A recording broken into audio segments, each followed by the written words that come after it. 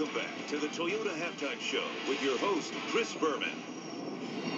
Hi again, everybody. 21-7 Baltimore over Houston at the half. Well, you knew this day would come, but now that it has, I mean, it's still hard to believe. What began in September of 1992 ended tonight on an unlucky Monday the 13th, 2010.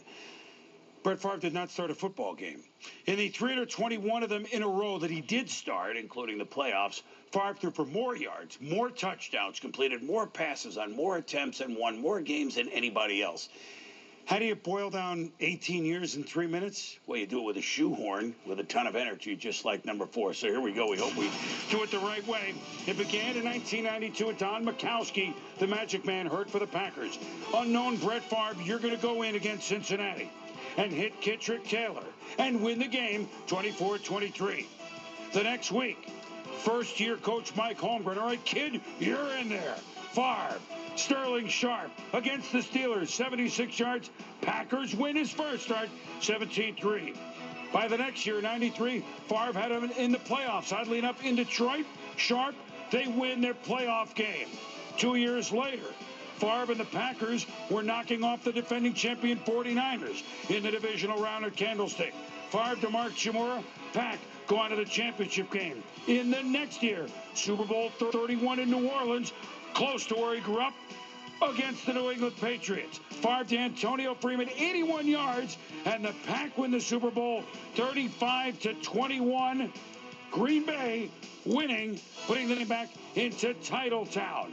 And through all of it, some of the Packer memories going through the runway, like the many battles with Tampa Bay's Warren Sapp, and the throws like this to Robert Brooks, and the amazing throws and catches by Antonio Freeman against the arch-rival Vikings.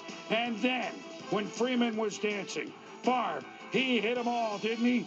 Favre, the record breaker for touchdowns to Greg Jennings. And then the overtimer on Monday night in Denver to win it. And the game we'll all remember, December 2003, the day after his dad passed away.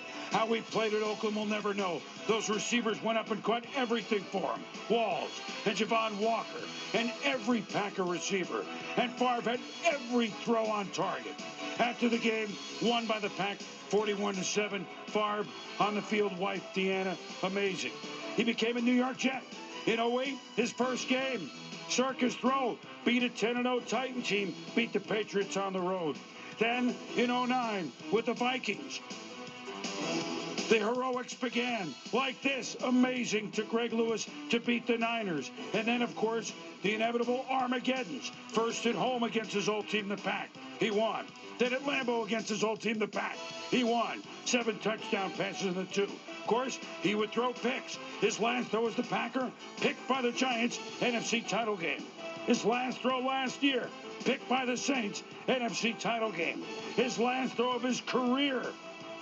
Last week, Buffalo, drilled, it goes for a pick. But what we'll always remember about Brett Favre, the Super Bowl, the throw, this is Andre Bad Moon Rising, but more than anything else, there it is. The smile, the infectious smile, the kid.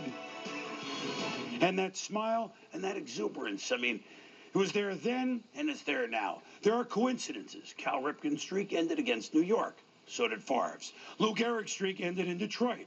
So did Favre's. He completed passes for over 44 miles. The first one to himself.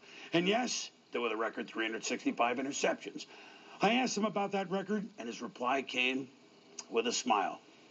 Well, at least it means I was trying. You betcha. Twice, Joe Flacco. Derek Mason.